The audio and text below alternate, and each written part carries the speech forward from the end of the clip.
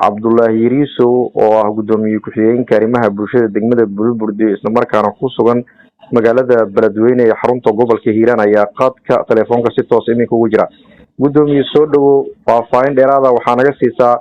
qaraxii xalay ka dhacay magaalada Beledweyne, cidda lala beegsaday iyo inta qof ku geeriyood. Cabdiraxmaan waa mahadsan tahay. Awalan assalaamu calaykum waraxmatullaahi wabarakaatu. Adiga iyo dhammaan ummadda Soomaaliyeed eena dhegeysanaysa. Cabdiraxmaan waa mahadsan tahay. xilkan nala soo sameysay waxaa jirtay inay baxayeen maalmihii ugu dambeeyey ciidamada ADMIS nabad ilaalinta muxuu ahaa dalka u joogay, gaar ahaan magaalada Beledweyne qaybta galbeed ayaa shalay toole baxayay. xerooyinkii ay ka baxeen ayaa waxa ay ku kala wareegayeen ciidamada ay usoo dirtay dowladda Soomaaliya oo ilaalo qaran muxuu ahay lagu magacaabo ayaa xerooyinka ku kala wareegaya. Dabcan ayagoo fursadahaas muxuu ahay dhamacsan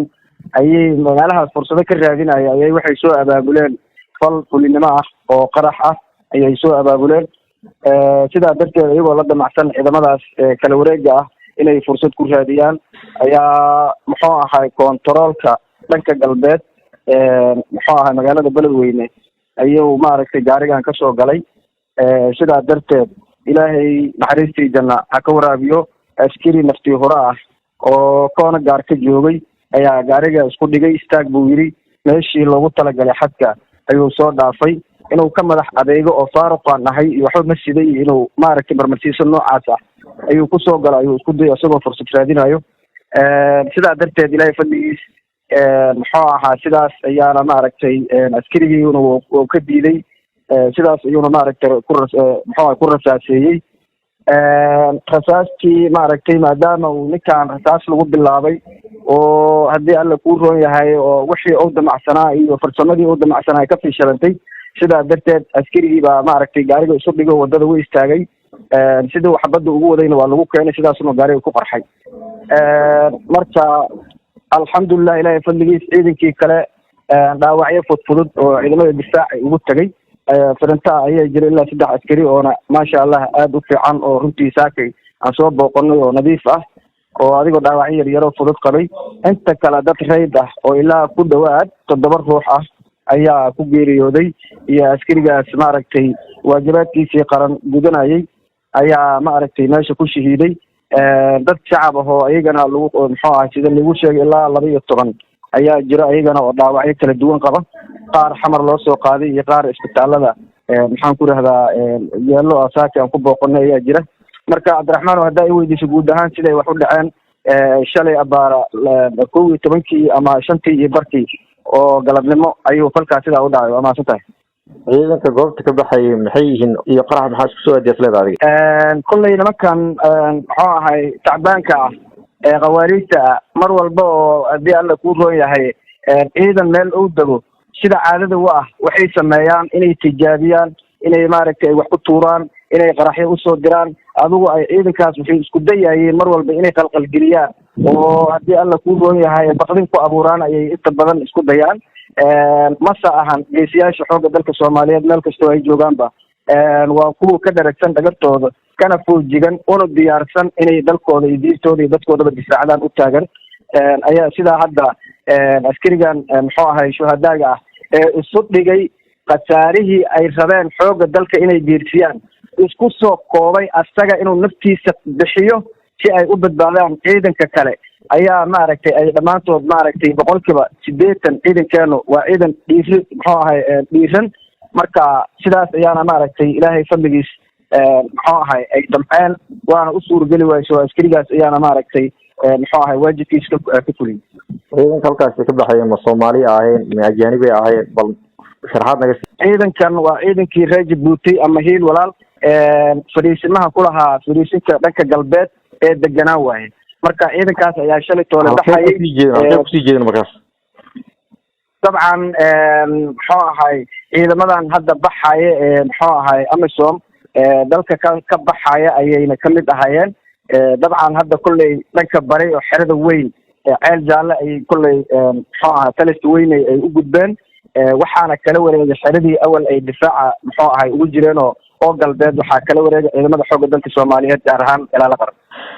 waxaan ugu maqaalaa askariga geeriyooday inuu ka tirsanaa ciidamada macaawisleyda arrintaasi maxaa ka jira? Cabdiraxmaan askarigaas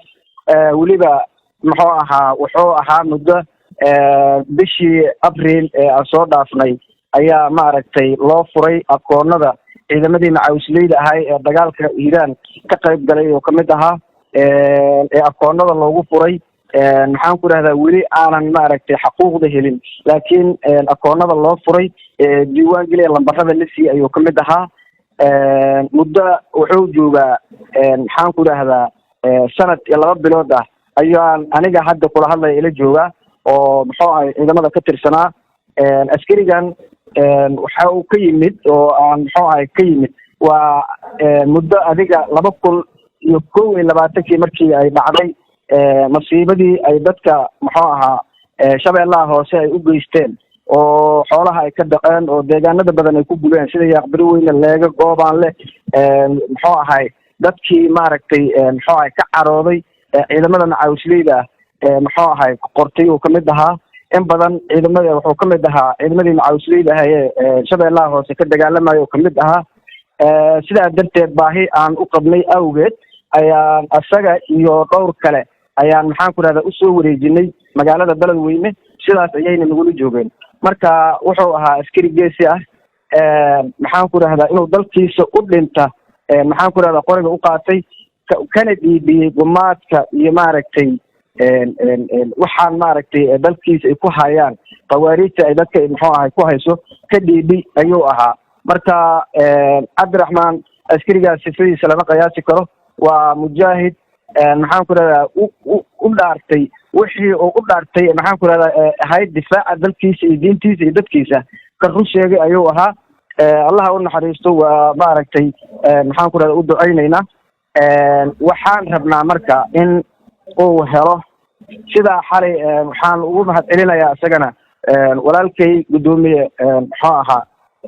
Muuse Salaad Buheliye waa gudoomiyaha gobolka Hiiraan oo xalay sidoo kale uu sheegay ku soo qaatay muxuu ahaa khudbadiisii 1 Luulyo sidoo uu sheegay ama uu ballan qaaday in maaragtay xuquuqdiisina maaragtay uu muxuu ahaa raadin doono awlaadiisina uu ka warqabi doono ayuu ballan qaaday si lamidana waxaan ka rabnaa taliska xoogga dalka Soomaaliyeed inay maaragtay xuquuqdii ninkaas inay muxuu ahay darajadiisii ma mudna in xuquuqdiisii loo furo ama carruurtiisii kuma filne wuxuu u baahan yahay isleeyahay ama ka codsanaynaa taliska xoogga dalka Soomaaliyeed inay ninka askarigaas Bishaar Fiido Xareed inay abaalmariso oo abaalmarintiisana maaragtay ay muxuu ahay ahaato darajo sargaal maxaan ku rahdaa weeraan gaashaan inay ninkaas ku abaalmariso maadaama uu difaacay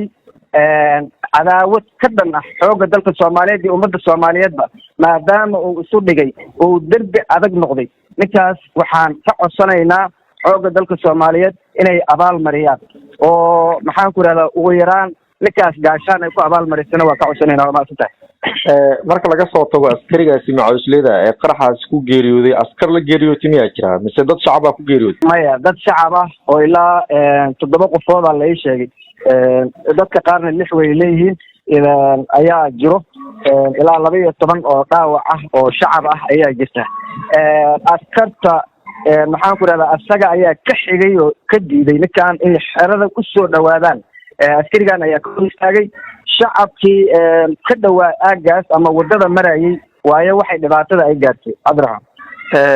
maadaama qarax uu ka dhacay magaalada Beledweyne oo askari ku geeriyooday dad kalena ay sidoo kale dhimasho ay ka soo gaareen iyo dhaawacyo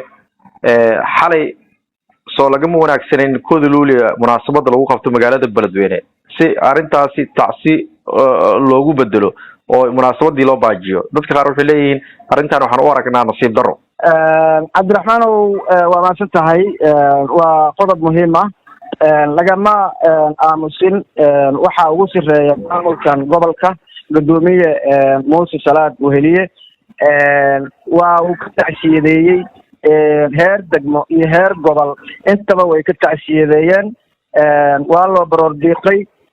haddii alla kuu rooyahay weliba wuxuu gudoomiyaha gobolka ballan qaaday oo aad ka daawan kartaa khudbadiisii ku jirta in maaragtay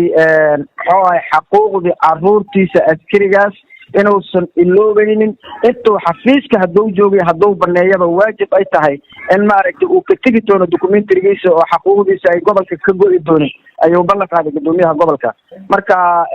waa laga tacsiideeyey ma tacsiideynayne waa muxuu ahay dhiirigelin waa ku dayanaynaa maxaa yeelay bishaar wuxuu mudan yahay in lagu daydo keligiis ma ahane geesiyaasha xoogga dalka iyo maxaan ku dhahdaa geesiyaasha macaawisleyda maxaan ku dhahdaa gaar ahaan reer hiiraan waxay u diyaarsan yihiin inay dhintaan si sharafan ay u dhintaan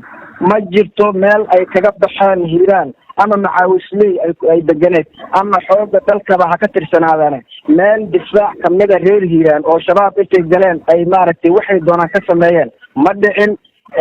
maxaan ku dhahdaa mana dhici doonto way diyaarsan yihiin marka insha allahu maamulka maxaan ku dhahdaa arrintaa wuu ka hadlay intuu guddoomiyaha yirina waa isla qadnaa heer maamul iyo ka dawlad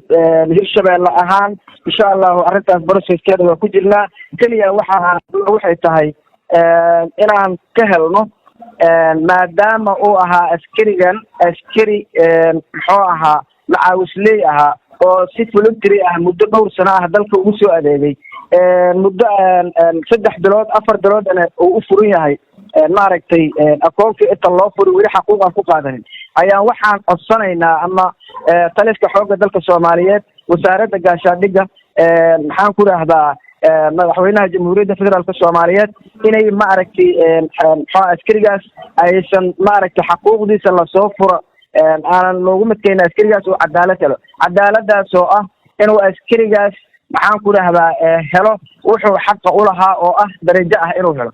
oo maaragtay ayaan ka codsanaynaa insha allah waana rajaynayaa inay madaxda qaranka Soomaaliyeed na taxgelin doonto ayna dhageysan doonto jawaabna ka soo bixin doonto insha allah billahi tacaala heer degmo iyo heer gobol iyo heer state ba wixii karaankanada annaga waa u taagannahay waajibkaynana waa gudanaynaa sidoo asagaba waajibkiisa u gutay oo naftiisa u bixiyay annagana waxaan ka reebanaynaa ma jirto nafteena iyo maalkeenaba waan bixinaynaa laakiin waxaan rabnaa ama aan muxuu ahay codsanaynaa waxay tahay kaalinkii jamhuuriyadda federaalka Soomaaliya gaar ahaan dalka Soomaaliyeed uu ku lahaa inuu helo oo cadaalad helo ayaan ka rajaynaynaa si ay ugu daydaan dhalinyarada kale ama ciidanka kale ama ciidamada deegaanka ha noqdeen ama xoogga dalka ha noqdeen inay ciidamadeenana dhiirigelin u noqoto maxaan ku dhahdaa cadowgaas naflacaariga ah aanay maaragtay muxuu ahay dadkeena kama qalqalayaan inay maaragtay xaquuqda siday iyagaba wiilasheena ay ku bixiyeen naftooda inaan annagana waajibkeena aan gudano heer state iyo heer federaalba marka codsigayga ayaa wuxuu yahay in askarigaas taliska xoogga dalka Soomaaliyeed way hayaan bishaar sidoo xareed wuxuu lambarkiisa maxaan ku dhahdaa kulay hadda ma hayo waa soo heli doonaa haddii alla idme insha allahu billahi tacaala askarigaas in maaragtay la abaalmariyo laguna abaalmariyo waajibkii uu gutay dartiis lagu abaalmariyo sidii kuwa kale ugu dashadaan waa maasanta howlgalo la sameeyey miyaa jira dad loo soo qabtay ama dad lagu tuhmayay inay ka dambeeyeen qaraxii xalay cabdiraxmaan howlgalo la sameeyey magaalada amniga lagu xaqiijinaya ilaa haatan kula hadlaya ayuu socdaa saakay 11 saac ayaan maaragtay muxuu ahay howlgalkaas uu bilowday meydka ayaan soo duugnay ilaa yoom hada aan kula hadlaya ma qabaysanin waxaan ku taaganahay dharkeygii